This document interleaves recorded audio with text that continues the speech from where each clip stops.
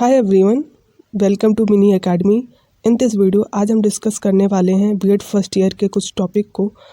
Unit first का वो topic है जिसमें है शिक्षा की अवधारणा, वैदिक कालीन शिक्षा, बौद्धकालीन शिक्षा, मुस्लिम कालीन शिक्षा। अगर बीएड का सिलेबस आपने देखा है तो ये सारे टॉपिक अवेलेबल है। यूनिट में अलग अलग हो सकता है, अलग अलग बुक में, लेकिन पढ़ना आपको यही है। अगर आप कुछ पूछना चाहते हैं, आपको कुछ डाउट बनता है और कुछ सजेस्ट करना चाहते हैं तो कमेंट बॉक्स में ज़रूर करें। और ये पीडीएफ आपको हैंड रिटन मिलेगा, ये अवेलेबल रहेगा टेलीग्राम चैनल पर, आप वहाँ से ले लीजिएगा। और अगर आपको सेशन पसंद आता है, वीडियो पसंद आता है तो चैनल को लाइक शेयर सब्सक्राइब कर दीजिएगा। तो इसकी शुरुआत करते हैं। आज की इस वीडियो में हम बीएड फर्स्ट ईयर के फर्स्ट पेपर ज्ञान एवं पाठ्यक्रम के यूनिट फर्स्ट से पढ़ेंगे, जिसमें कॉन्सेप्ट ऑफ एजुकेशन की बात कही गई है, उसके बारे में पढ़ेंगे। अगर आपने सिलेबस देखा है तो ठीक है, अगर नहीं देखा है तो आप मेरी लास्ट वीडियो देख सकते हैं जो इससे पहले मैंने डाली है। तो उसमें मैंने बीएड एजुकेशन और इसकी सिलेबस के बारे में बताया है। तो आप सिलेबस से पढ़ेंगे तो समझ पाएंगे, क्योंकि बुक में हो सकता है आपकी यूनिट अलग अलग दिए हों, तो पढ़ना आप सबको सिलेबस से ही है। और ये आपको आपके पेपर लिखने में बहुत हेल्प करेगा। ये हैंड रिटन नोट है, तो आप इनको पढ़िए। अगर आप इससे चाहते हैं तो मैं टेलीग्राम पे शेयर कर दूंगी, आप वहाँ से ले सकते हैं। तो आइए इसकी शुरुआत करते हैं। जो पहला टॉपिक है कॉन्सेप्ट ऑफ एजुकेशन है। तो शिक्षा का अर्थ और परिभाषा जानते हैं पहले। शिक्षा शब्द का उत्पत्ति संस्कृत व्याकरण के शिक्षु धातु में टाप प्रत्यय लगने से हुई है। उपसर्ग प्रत्यय जो लगता है वही टाप प्रत्यय लगने से बना है, जिसका शाब्दिक अर्थ होता है सीखना, तथा प्रेरक रूप में प्रयुक्त होने पर इसका अर्थ सीखना भी हो जाता है। अंग्रेजी भाषा में शिक्षा को एजुकेशन कहा जाता है। एजुकेशन लैटिन भाषा के एजुकेटम से बना है। ऐसे क्वेश्चंस यूपी टेट वगैरह में पूछे जाते हैं कि कौन से क्वेश्चन कौन सा क्या कहाँ से बना है, इसका शाब्दिक अर्थ क्या है। देखिए, मेरा मानना है कि आप जो भी पढ़ें अच्छे से पढ़ें और अच्छे से लिखें, और ये सब आगे आपको हेल्प करने वाले हैं। अगर आप टीचिंग में अच्छा करना चाहते हैं, सीटेट यूपी टेट ये सब देना चाहेंगे तो ये डेफिनेटली हेल्प करेंगे। तो आप अच्छे से पढ़ें और लिखते चलें। अगर आप नोट्स बनाएंगे खुद के तो उससे ज़्यादा बेटर रहेगा। तो इस प्रकार इस पहली उत्पत्ति के अनुसार इसका अर्थ हुआ अंदर से बाहर लाना। मतलब जो एजुकेटम का अर्थ होता है, पूरा अर्थ शाब्दिक अर्थ उसका होता है बाहर लाना। किंतु नई विचारधारा के अनुसार यह एजुकेयर से निकला है, जिसका अर्थ है पालन पोषण करना, समर्थन करना या पद प्रदर्शन करना। दूसरी उत्पत्ति का अर्थ है शिक्षा शास्त्र में अधिक प्रचलित हो गया है। मतलब जो दूसरी ये बात कही गई है यही ज़्यादा इंपॉर्टेंट हो गया है अब की। शिक्षा की परिभाषा अलग अलग वैज्ञानिकों ने, अलग अलग साइकोलॉजिस्ट ने अलग अलग दी है। तो याज्ञवल्क्य है जो भारतीय ऋषि थे, उन्होंने कहा है शिक्षा मनुष्य को सच्चरित्र व समाजोपयोग बनाती है, अर्थात शिक्षा मनुष्य के चरित्रवान बनाते हैं तथा मनुष्य शिक्षा प्राप्त करके अपनी योग्यता एवं क्षमता के अनुसार सामाजिक प्रतिष्ठा को प्रदान करता है। स्वामी विवेकानंद जी ने क्या कहा है, मनुष्य में अंतर्निहित पूर्णता को प्रकटीकरण करना ही शिक्षा है, अर्थात शिक्षा के दौरान मनुष्य आत्म साक्षात्कार करने में सफल होता है। थोड़ा बहुत राइटिंग और थोड़ा हो सकता है कि मात्रा गलत हो तो इसे आप इग्नोर कर दीजिएगा, लेकिन कंटेंट आपके लिए बहुत हेल्पफुल रहेगा, ये आई एम श्योर, मैं बहुत श्योर हूँ। तो आप इसे ज़रूर पढ़ें। शंकराचार्य जी ने क्या कहा है, महात्मा गांधी की इंपॉर्टेंट हो जाती है, आप इसे लिख सकते हैं कि महात्मा गांधी के अनुसार शिक्षा की परिभाषा, ऐसे सब लिखना होता है बीएड में, तो आप ये लिख सकते हैं। शिक्षा में मेरा अभिप्राय बालक और मनुष्य के शरीर, मन और आत्मा के सर्वांगीण विकास से है। डॉक्टर राधाकृष्णन। अरस्तु के अनुसार स्वस्थ शरीर में स्वस्थ मन का ही सृजन होता है, ये सब आपने पढ़ा ही होगा। फ्रॉबल ने क्या कहा है, शिक्षा वह प्रक्रिया है जिससे द्वारा बालक ही जन्मजात शक्तियों और गुण प्रकट होते हैं शिक्षा से। जेडी बटलर के शब्दों में ये सारी बातें हैं, तो आप देख सकते हैं। आप एक दो याद रखते हैं, वही रेफरेंस देकर आप लिखेंगे। बहुत ज़्यादा आपको टफ लगता है, कुछ बड़ा लगता है तो ज़रूरत नहीं है। ये आप अपनी अगर गलत लिख देंगे एग्ज़ाम में तो नंबर कट जाएंगे, इसलिए आप कुछ बातों की याद रख के जब आप लिखेंगे तो उसे लिख सकते हैं, पर रेफरेंस मत दीजिएगा। शिक्षा की प्रकृति कैसी है, ये बहुत कंट्रोवर्शियल हो जाती है कि शिक्षा की प्रकृति क्या है, नेचर क्या है उसका। तो बहुत लोग कहते हैं ये साइंस है, ये आर्ट है, उसी पर बात है, अपने तर्क रखे गए हैं। शिक्षा के अर्थ पर विचार करने के लिए उपरांत शिक्षा की प्रकृति को स्पष्ट करना आवश्यक है। जिस प्रकार विद्वानों ने शिक्षा के अर्थ को अलग अलग प्रकार से स्पष्ट किया है, उसी प्रकार शिक्षा की प्रकृति के विषय में भी मत भिन्नता है। मतलब मत भिन्नता है कि कोई आर्ट मानता है, कोई साइंस मानता है ना, तो इसी के अब इसके तर्क रखे गए हैं शिक्षा विज्ञान के रूप में। शिक्षा विज्ञान कैसे है, ये बात कैसे बताई गई है। तो शिक्षा एक विज्ञान है जिस पर पूर्व विज्ञान के अर्थ को समझ लेना आवश्यक है। विज्ञान में होता है कि उसे कॉन्सेप्ट बनाया जाता है, हाइपोथेटिकल सोचा जाता है। तो शिक्षा में भी ये बात थोड़ी सी मानी गई है कि आप सोच सकते हैं, कुछ बनाना हो, उसके बारे में कुछ आगे का प्लान करना हो तो वो सोच सकते हैं। गूच महोदय ने विज्ञान के अर्थ को स्पष्ट करते हुए लिखा है, विज्ञान घटना विशेष के कारण और प्रभाव के मध्य को संबंध विशेष ज्ञान का क्रमबद्ध समूह है। साइंस को घटना होती है और जो उसका रिजल्ट आता है उसमें जो संबंध होता है वो साइंस बताता है। तो ये गूच ने कहा यही बात शिक्षा में भी लागू होती है। जो घटना होती है उसका परिणाम जो होता है वो एक क्रमबद्ध होगा, वो शिक्षा के अंतर्गत आएगा। अब शिक्षा की वैज्ञानिकता के विपक्ष में भी तर्क है। यह बिल्कुल सत्य है कि शिक्षा में भौतिक, गणित और अन्य विज्ञान सदृश सुनिश्चित एवं सिद्ध नियम द्वारा सिद्ध सिद्धांत पर निष्कर्ष प्राप्त नहीं होते। तो बिल्कुल सच है कि हर बात सच नहीं हो सकती। जैसे मैथ में सारे रिजल्ट एकदम एक्यूरेट आते हैं, तो शिक्षा में ऐसा संभव नहीं है। और इसका विज्ञान में सामान्यीकरण होता है जबकि शिक्षा में इसका अभाव है। तब साइंस में जो जर्नलिज्म होता है कि अगर आप कोई बात एक पर लागू हो रही तो अगर वो लॉ है तो सब पे लागू होगा, लेकिन शिक्षा में ऐसा नहीं होता। वैज्ञानिक भविष्यवाणियाँ करने में सक्षम होता है जबकि शिक्षा शास्त्री भविष्यवक्ता नहीं हो सकता। हाँ, तो जो हाइपोथेटिकल बातें बताई जाती है तो उसका रिजल्ट ये थोड़ा बहुत मान लिया जाता है कि ये आ सकता है, तो उसमें या फिर कुछ और आ सकता है, तो उसकी भविष्यवाणी हो सकती है। पर शिक्षा में नहीं हो सकता क्योंकि हर बच्चा बहुत अलग होता है, तो उसका रिजल्ट और परिणाम को दूसरा आ सकता है। विज्ञान किसी भी वस्तु को क्रमबद्ध ज्ञान है जबकि शिक्षा में इसका अभाव होता है। विज्ञान में समान तत्वों का समावेश होता रहता है जबकि शिक्षा में विशेष तत्वों का प्रस्तुतिकरण होता है। विज्ञान में नैतिकता तथा धर्म के लिए कोई स्थान नहीं होता जबकि शिक्षा में धर्म और नैतिकता के लिए महत्वपूर्ण स्थान है। हाँ, मतलब विज्ञान को धर्म में कोई जगह नहीं दी जाती है। तो और धर्म और नैतिकता शिक्षा में एक महत्वपूर्ण स्थान रखता है। उपयुक्त कठिनाइयों के निराकरण हेतु शिक्षा विज्ञान के स्वीकार नहीं किया जा सकता। इसी कुछ बातों में इसमें कमियां हैं, इसलिए शिक्षा को विज्ञान नहीं माना जा सकता। विज्ञान के तर्क यहाँ पे कुछ दिए गए हैं कि कैसे हम विज्ञान मानेंगे। शिक्षा विज्ञान और कला दोनों है, तो फाइनल ये माना गया है कि शिक्षा जो है विज्ञान और कला का समावेश है। शिक्षा ना केवल विज्ञान है ना केवल कला है, ये दोनों का समन्वित अध्ययन है।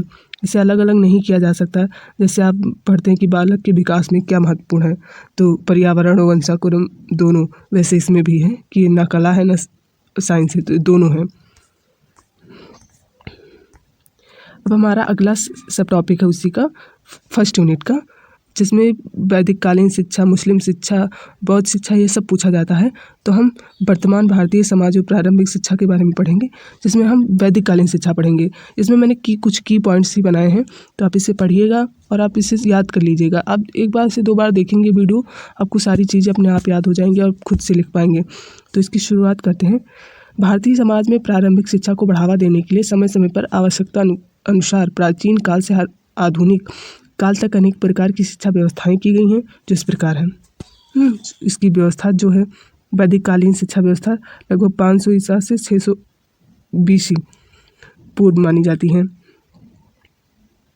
ऐसी शिक्षा व्यवस्था जहाँ बालकों को वेद आधारित शिक्षा प्रदान किया जाता है वैदिक कालीन शिक्षा कहा जाता है।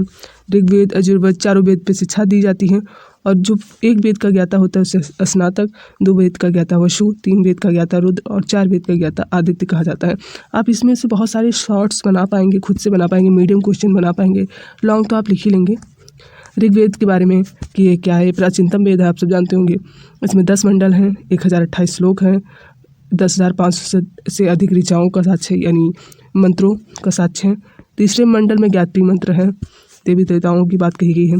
यजुर्वेद है, यज्ञ प्रधान वेद है।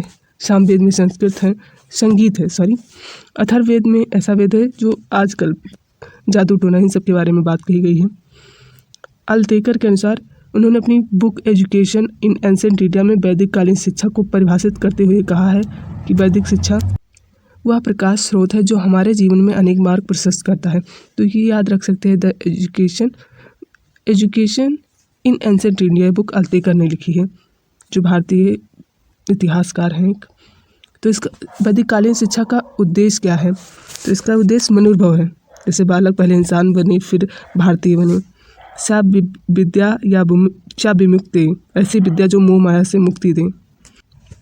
ये उसके कुछ की पॉइंट्स आप देख सकते हैं।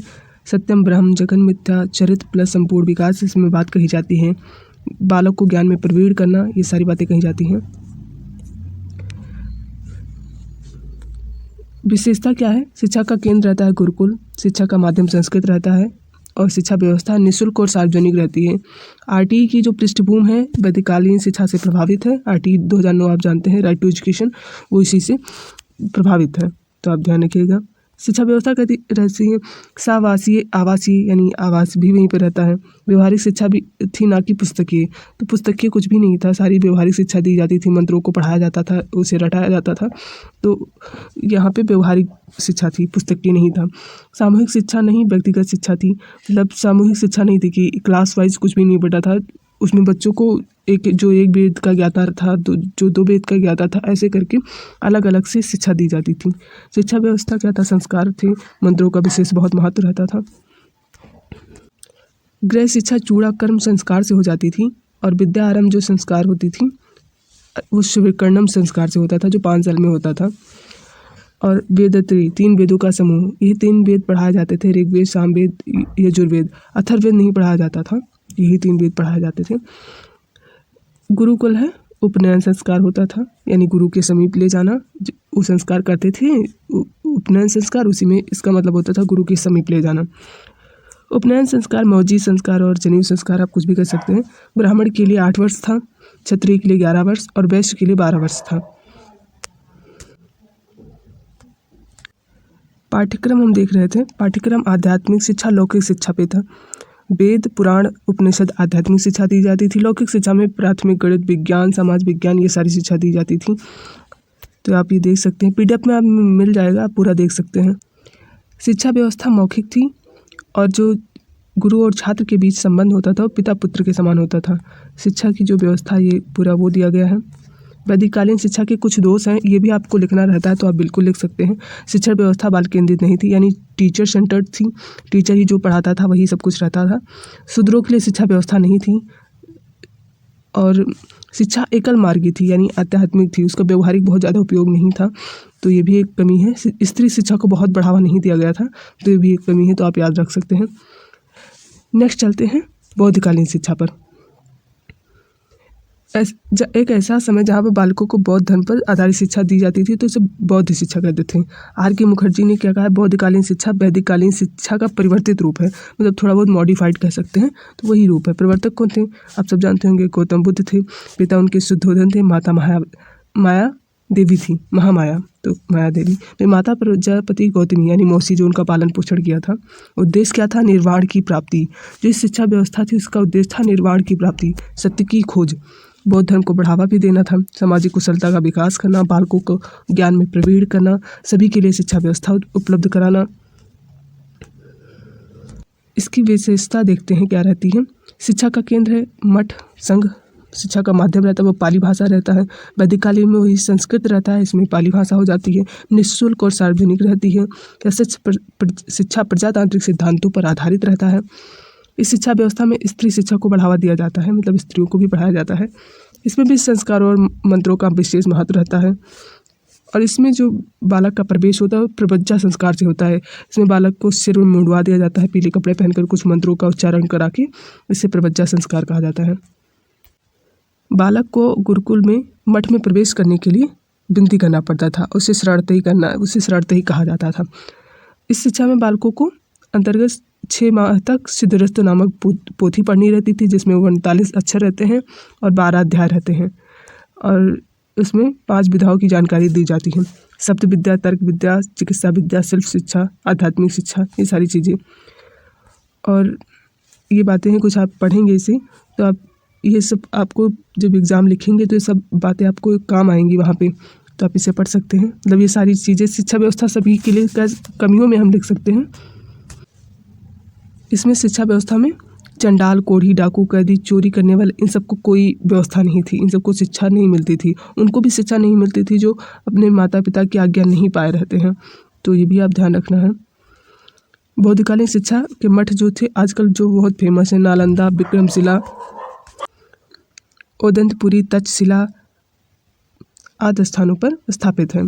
इसमें बालकों को शारीरिक दंड न देकर आध्यात्मिक दंड देते थे, मतलब जब उन्हें दंड देना होता था तो कोई धार्मिक ग्रंथ पढ़ने को देते थे, शारीरिक दंड नहीं दिया जाता था।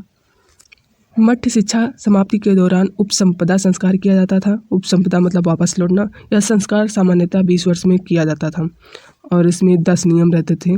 जीव हत्या ना करना, ज़मीन पर ना सोना, श्रृंगार ना करना, ऐसे 10 शिक्षा थी जो बौद्धकालीन में इम्पॉर्टेंट रहती हैं।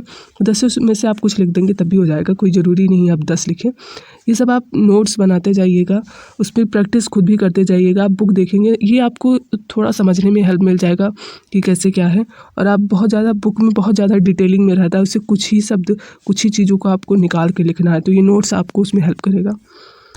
तो इसकी कमियां क्या रहती है? यह शिक्षा व्यवस्था लौकिक शिक्षा को बढ़ावा ना देकर धार्मिक शिक्षा को बढ़ावा देती है। तो धर्म की बातें बताई जाती थी, मंत्रों से होता था पढ़ाई, तो इसीलिए इसको धार्मिक शिक्षा माना जाता है। और इसका प्रसिद्ध ग्रंथ महावग्गा है, तो इसमें जिसमें स्त्रियों के पढ़ना का साक्ष्य है, तो आप ये ध्यान रखिएगा। अब नेक्स्ट है मध्यकालीन शिक्षा, यानी मुस्लिम शिक्षा व्यवस्था भी इसी में पूछा जाता है।